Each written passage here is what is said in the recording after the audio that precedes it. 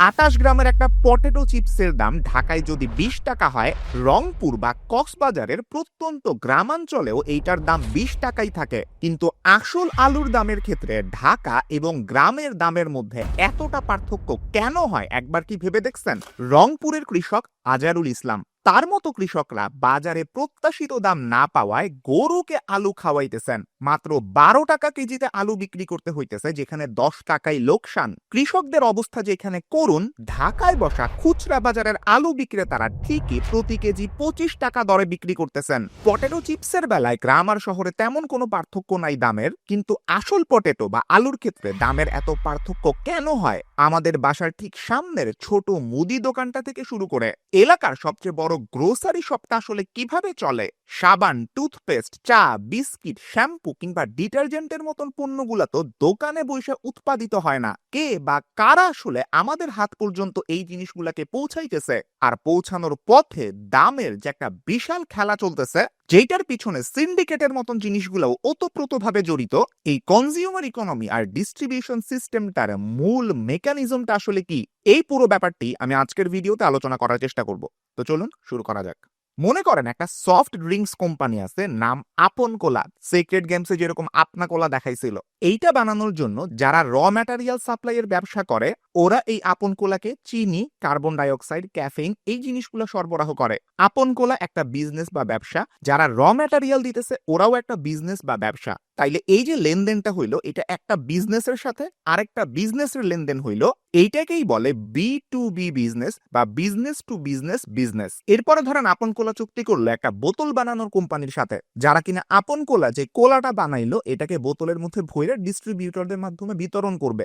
এটাও একটা B2B। এরপরে এই ডিস্ট্রিবিউটর বা হোলসেলাররা ঢাকার গুলশানের একটা দোকান থেকে শুরু করে টেকনাফের শেষ প্রান্তের ছোট্ট মুদি দোকানটা পর্যন্ত এই আপন কোলা বোতল বোতল পৌঁছায় দিবে। এইটাও একটা B2B বা বিজনেস টু বিজনেস। একদম লাস্টে আমরা যখন দোকানের ফ্রিজ খুলে একটা আপন কোলা খাইলাম, তখন এটা হয়ে গেল B2C ট্রানজাকশন, মানে বিজনেস টু কনজিউমার। কনজিউমার হচ্ছে আমি যে আপন কোলাটা কিনলাম। সফট ড্রিঙ্কস এর মতন এরকম সাবান, শ্যাম্পু, ডিটারজেন্ট, রেগুলার ব্যবহারের এরকম অনেক জিনিস একটা চেইনে ঘুরে ঘুরে আমাদের হাতে আইসা পৌঁছায়। এইগুলাকেই বলে ফাস্ট মুভিং কনজিউমার গুডস বা FMCG। এগুলা আসলেই প্রচন্ড দ্রুত মুভ করে, তাড়াতাড়ি প্রডিউস করো, তেমনি তাড়াতাড়ি ডিস্ট্রিবিউট করো। এইগুলার ডিমান্ড থাকে ব্যাপক, বিক্রিও হয় একদম মুড়ির মতো। বাইদে মুড়িও কি একটা FMCG? আপনারা বলেন, এতক্ষণ ভালো মতন বুঝাইছি।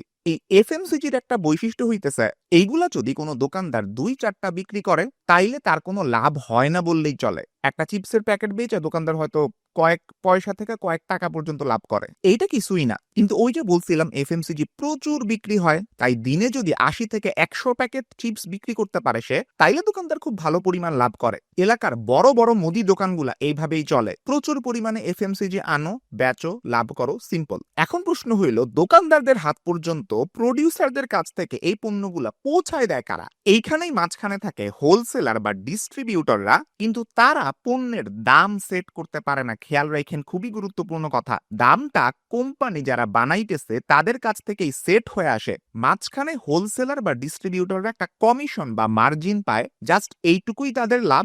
সিন্ডিকেট করার কোনো প্রয়োজন বা অপশন তাদের হাতে নাই। তারা এই চিপসের মতন পণ্যের দাম নির্ধারণ করতে পারে না FMCGর। অন্যদিকে চাল, ডাল, তেল, চিনির বাজারটা একটু আলাদা। এই প্রোডাক্টগুলো দোকানে আসে ট্রেডার লেড ডিস্ট্রিবিউশন প্রসেসে। এখানে আবার অনেক ডিউ ট্রেডার, আড়তদার, এমন মিডলম্যানরা থাকে, তারা প্রত্যেকে পণ্যের দাম ঠিক করে। এইভাবে বারবার হ্যান্ড ওভার হইতে থাকে, দাম বাড়তে বাড়তে শেষে একদম মুদি দোকান পর্যন্ত পৌঁছায়। আর এই চেইনের সবাই খুবই ভালো রকমের লাভ করে, কিন্তু কখনো কখনো তাদের মন চায় আরো একটু বেশি লাভ করি। তখন এই ট্রেডাররা বেশি লাভের আশায় পণ্য স্টক করে রাখে। একটা রুমের মধ্যে সব পণ্য আটকায় রাখবো, বাজারে ছাড়বো না। মানুষের মধ্যে একটা কৃত্রিম চাহিদা তৈরি হবে, মানুষ বেশি টাকা দিয়ে এই পণ্য কিনতে চাবে, ইচ্ছা করে আমি জিনিসের দাম বাড়াই দিলাম। এই প্রসেসটাকেই আমরা সিন্ডিকেট হিসেবে জানি, যদিও এটার ব্যাপ্তি আরো বিশাল, এক কথায় ব্যাখ্যা করা যাবে না। মোটা দাগে এটা ট্রেডার লেড ডিস্ট্রিবিউশনে আপনি এরকম দামের আপ ডাউন পুরোপুরিভাবে থামাই দিতে পারবেন, ব্যাপারটা অসম্ভব। শুধু বাংলাদেশের ক্ষেত্রেই না, এটা পৃথিবীর অন্যান্য দেশের ক্ষেত্রেও। যেমন সৌদি আরবের দিকে আপনি তাকান, বাংলাদেশে যেমন চাল, আলু, ডাল এইসব পণ্য ব্যবসায়ীরা স্টক করে রাখে বেশি লাভের আশায়, সৌদি আরবে FMCG পণ্য মানে চিপস, সফট ড্রিঙ্কস, সাবান, শ্যাম্পু এই পণ্যগুলা ট্রেডাররা স্টক করে রাখে বেশি লাভের আশায়। এই কারণে সৌদি আরবের মতন দেশে এই এফএমসিজি পণ্যগুলার দাম এক এক এলাকায় এক এক রকম হয়ে থাকে। দাম উঠানামাও করে ভালো। এমআরপি না থাকাও এটার পিছনে একটা বড় কারণ। ওইখানে খুচরা ব্যবসায়ীরা বিভিন্ন ফ্যাক্টর যেমন purchase cost, transport cost, local মার্কেটের ডিমান্ড কেমন, প্রফিট কেমন রাখা যাইতে পারে, এইসব হাবিজাবি চিন্তা করে দাম ঠিক করে। এই কারণে দেখা যায় রিয়াদে একটা প্রোডাক্টের দাম যত, দাম্মাম বা তাবুকে হয়তো সেম প্রোডাক্টের দাম 1 থেকে 2 রিয়াল বেশি। সৌদি আরবের এক্সাম্পলটা কেন দিলাম? প্রথম কারণ ডিস্ট্রিবিউশনের তফাৎটা বোঝানোর জন্য সৌদির এক্সাম্পলটা আইডিয়াল। দ্বিতীয়ত সৌদি আরবে বাংলাদেশিদের সংখ্যা প্রায় 30 থেকে 32 লক্ষের মতো, যেটা কিনা ওই দেশের মোট জনসংখ্যার 10%-এর আশেপাশে।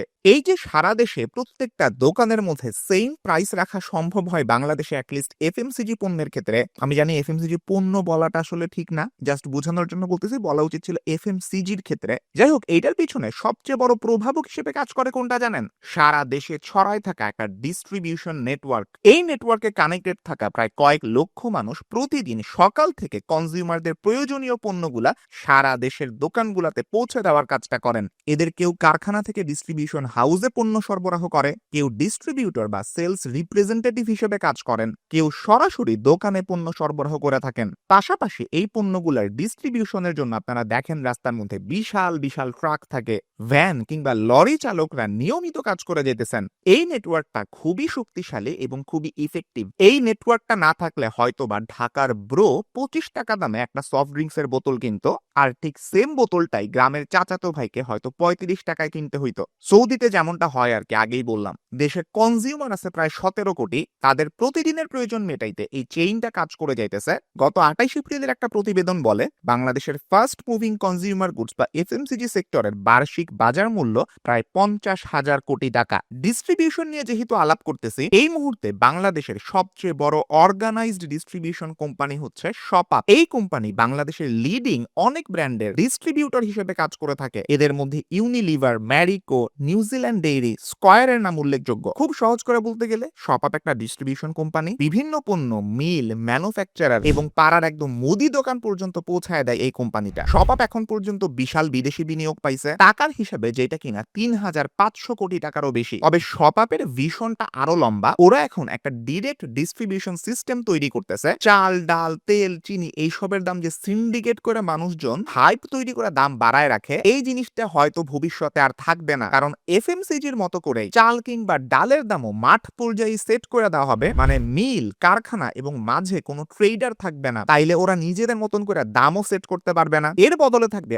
অর্গানাইজড ডিস্ট্রিবিউটর, যারা একটা মার্জিন নিয়ে ব্যবসা করবে, নিজেদের ইচ্ছা মতন দাম ওঠানামা করাবে না। এতে করে দাম স্থিতিশীল থাকবে। আপনি যখন বাজারে যাবেন আপনার এইটা টেনশন করতে হবে না আজকের বাজারে আলুর দাম কত হইতে পারে, পেঁয়াজের দাম কত হইতে পারে। শেষ পর্যন্ত এতে সবচেয়ে বেশি লাভবান হবে আমার আপনার মতন ভোক্তারা। শপআপ এর মাঝখানেই ওদের এই নতুন মডেলটা নিয়ে কাজ করা শুরু করছে। বাংলাদেশে এখন তারা পাঙ্গাস মাছের সবচেয়ে বড় ডিস্ট্রিবিউটর হিসেবে নিয়োজিত। ময়মনসিংহের বিভিন্ন ফার্ম থেকে পাঙ্গাস মাছ তারা বিভিন্ন আড়তে পৌঁছায় দেয়। এইখানে দাম সেট করা হয় প্রান্তিক পর্যায়ে ফার্ম থেকে। শপআপ এর মধ্যে শুধু মার্জিন রেখে ব্যবসা করে। বর্তমানে ঢাকায় পাঙ্গাস মাছের অনেক বড় একটা অংশ আসে শপআপের মাধ্যমে। এখন শপআপের এই বিশাল নেটওয়ার্ক চালাইতে কিন্তু অনেক বড় একটা টিম দরকার হয়। এর পিছনে টেকনোলজি, ফিল্ড টিম তৈরি করতে হয়, সারা দেশে স্থাপন করতে হয় হাব এবং অফিস। শপআপ অলরেডি এগুলা বিল্ড করে ফেলছে। তাদের থ্রুতে হাজার হাজার মানুষের কর্মসংস্থান হয়েছে। বর্তমানে দেশ জুড়ে শপআপের এমপ্লয়ি আছে প্রায় 5,000-এরও বেশি মানুষ, যাদের বেশিরভাগই কিনা ফ্রন্ট লাইনার। তারা যে বিশাল সব বিনিয়োগ পায় এইগুলা টেকনোলজিকে উন্নত করার জন্য ব্যবহার করে। তাদের টার্গেট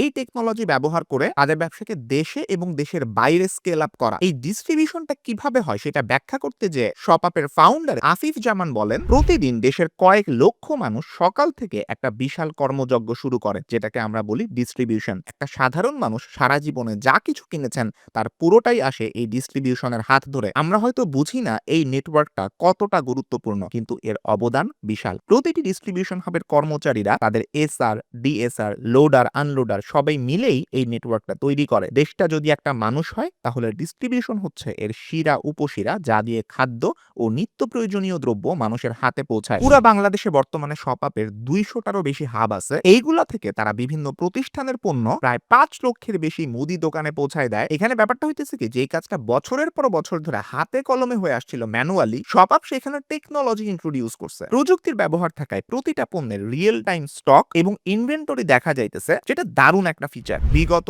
7 বছর ধরে শপাপ ডিস্ট্রিবিউশনের এই নেটওয়ার্কটা তৈরি করছে, আর তাদের পরবর্তী লক্ষ্য সৌদি আরব। শপাপের সাথে অলরেডি মধ্যপ্রাচ্যের সবচেয়ে বড় প্রযুক্তি ভিত্তিক ডিস্ট্রিবিউশন কোম্পানি সারি মার্জ করতেছে। সিল্ক নামে নতুন একটা প্যারেন্ট কোম্পানি গঠন করা হয়েছে, আর নতুন এই প্রতিষ্ঠানের মাঝে 1300 কোটি টাকার বেশি বিনিয়োগও পাইছে। আর এইটার ফলে প্রায় $110 মিলিয়ন ফান্ডিং পায় শপাপ। তবে কোম্পানি দুটা মার্জ হইলেও বাংলাদেশের শপাপ সৌদি আরবের সারি নিজ নিজ নামে তাদের ব্যবসা পরিচালনা করবে। এই মার্জিং এর ফলে কি হবে জানেন? বাংলাদেশের বিভিন্ন পণ্য ডাইরেক্ট ডিস্ট্রিবিউশনের মাধ্যমে পৌঁছায় যাবে সৌদি আরবের বিভিন্ন দোকানে। আর সৌদি আরবে কি পরিমাণ বাংলাদেশি আছে সেটার এক্সাম্পল তো একটু আগেই আপনাদেরকে বলছি। এইটার কারণে বাংলাদেশের ছোট ছোট উদ্যোক্তাদের বানানো পণ্য হয়ে উঠবে গ্লোবাল ব্র্যান্ড। সৌদি সরকারের সর্ববৃহৎ বিনিয়োগ বিল PIF এর সানাবিল ইনভেস্টমেন্ট এই বিনিয়োগটা করছে। সাথে আছে পেপালের সহ প্রতিষ্ঠাতা পিটার থিয়েল প্রতিষ্ঠিত যুক্তরাষ্ট্র ভিত্তিক ভেঞ্চার ক্যাপিটাল ফান্ড ভালার ভেঞ্চার্স, ইবের প্রতিষ্ঠাতা পিয়ের ওমিডিয়ার। একই সাথে মধ্যপ্রাচ্যের বিভিন্ন সরকারি বিনিয়োগ তহবিল থেকেও টাকা আসতেছে, যার মধ্যে কুয়েত সরকারের ওয়াফরা এবং কাতারের সরকারি মালিকানাধীন কাতার ডেভেলপমেন্ট ব্যাংক অন্যতম। আগেই বলছি, সৌদি আরবে বাংলাদেশের 30 থেকে 32 লক্ষের মতন প্রবাসী বসবাস করেন। তাদের দেশের মোট জনসংখ্যার 10%-এর চেয়েও বেশি। ডেফিনেটলি সৌদিতে বাংলাদেশি পণ্যের কেনাকাটা করার সময় তারা বেশ ঝামেলায় পড়েন, কারণ বর্তমানে সৌদি আরবে বাংলাদেশের বিভিন্ন পণ্য পাওয়া গেলেও এইটার সংখ্যা খুবই সীমিত, মাত্র কয়েকটা কোম্পানির জিনিসই থাকে। শপাপ চাই দূর দেশে বসা সম্মানিত প্রবাসীরাও সহজে দেশের পরিচিত পণ্য খুঁজে পান। এই কারণে এই কার্যক্রমটা শুধুমাত্র সৌদি আরবেই থাইমা থাকবে না, বরং মধ্যপ্রাচ্যের আরো অনেক দেশে সিল্কের কার্যক্রম শুরু করার প্ল্যান চলতেছে। কারণ পরবর্তী দশকে এই যে মধ্যপ্রাচ্য গালফ কান্ট্রিগুলা, ওদের সাথে সাউথ এশিয়ার যে ট্রেড করিডোরটা আছে, বাণিজ্যিক লেনদেনের যে করিডোরটা, এইটা বিশ্বের অন্যতম ট্রেড করিডোরে পরিণত হবে। তখন এই করিডোর দিয়ে $682 বিলিয়ন বেশি পণ্য যাওয়া আসা করবে। এই বিশাল সুযোগটা কাজে লাগাইতে চায় শপাপ। আর প্যারেন্ট কোম্পানি সিল্কের লক্ষ্য গালফ সাউথ এশিয়া ট্রেড করিডোরের সুযোগ কাজে লাগায় 2040 সালের মধ্যে এই অঞ্চলের 1.49 বিলিয়ন ভোক্তা এবং $16.8 ট্রিলিয়ন অর্থনীতিতে অবদান রাখা। আর শপাপের সামনের ইচ্ছাটা হচ্ছে একসময় তারা একটা ইন্টারন্যাশনাল কোম্পানিতে পরিণত হবে। শপাপের প্রতিষ্ঠাতা এবং সিইও আফিফ জামান সিল্ক গ্রুপের সিইও হিসেবে নেতৃত্ব দিবেন। সারিয়ের প্রতিষ্ঠাতা এবং সিইও মোহাম্মদ আল দোসারি সিল্ক ফাইন্যান্সিয়ালের সিইও হিসেবে দায়িত্ব পালন করবেন। শপাপের সহ প্রতিষ্ঠাতা আতাউর রহিম চৌধুরী বাংলাদেশ সিইও হিসেবে এই অঞ্চলের সকল ব্যবসায়িক কর্মকাণ্ড পরিচালনা করবেন। খুবই ভিশনারি একটা চিন্তা, সন্দেহ নাই। এই প্ল্যানটাকে কাজে লাগায় শপাপ যদি ইন্টারন্যাশনাল লেভেল একটা জায়ান্ট কোম্পানি হিসেবে আবির্ভূত হইতে পারে, তারা যেমন লাভ করতে পারবে, লাভ হবে বাংলাদেশেরও। দেশি একটা স্টার্টআপ সময়ের সাথে সাথে এত বড় হয়ে উঠছে, শপাপকে দেখে হয়তো অনেক উদ্যোক্তা নতুন স্বপ্ন দেখার সাহস পাবেন। আর যত বেশি উদ্যোক্তা উঠে আসবে, তত বেশি আইডিয়া জেনারেটেড হবে, দেশের অর্থনৈতিক আর সামাজিক অবস্থা তত বেশি উন্নত হইতে থাকবে। আর ডেফিনেটলি এমন বাংলাদেশের স্বপ্নই আমরা দেখি। সবাইকে অনেক ধন্যবাদ ভিডিওটা দেখার জন্য। আপনার যদি এই ধরনের কন্টেন্ট ভালো লাগে, আপনি চ্যানেলটা সাবস্ক্রাইব করে রাখতে পারেন এবং পাশে থাকা বেল আইকনটা প্রেস করতে কখনোই ভুলবেন না। সবাই ভালো থাকবেন, সুস্থ থাকবেন। দেখা হবে ইনশাআল্লাহ পরবর্তী ভিডিওতে। আল্লাহ হাফেজ।